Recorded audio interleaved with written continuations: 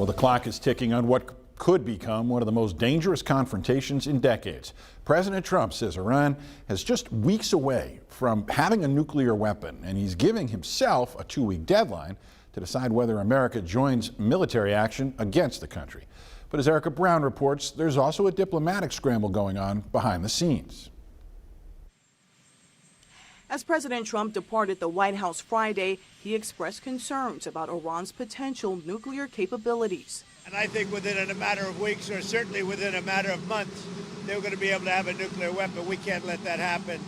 This comes a day after the president left the door open for a diplomatic resolution to the intensifying conflict between Israel and Iran, saying he'll decide within 2 weeks whether the U.S. will formally join Israel in attacking Iran's nuclear facilities. We've been speaking to Iran, and we'll see what happens.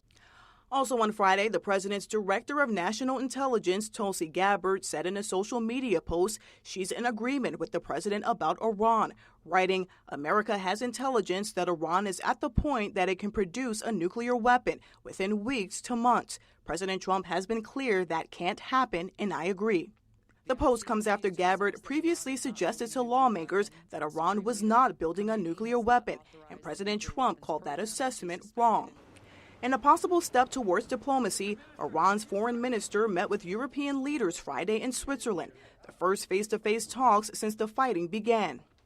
The U.S. was not part of today's talks in Europe, but the UK's foreign secretary said European representatives made it clear Iran cannot have nuclear weapons. He urged Iran to continue negotiations with the United States. It is hugely important that we don't see regional escalation of this conflict.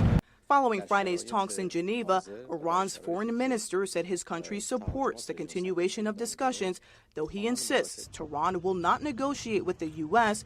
as long as Israel continues its attacks. Erica Brown, CBS News, the White House. Also, any deal could only be signed off on by Iran's supreme leader, Ayatollah Ali Khamenei. He appeared on TV 2 days ago, though diplomatic sources tell CBS News he's been in hiding amid Israeli assassination attempts.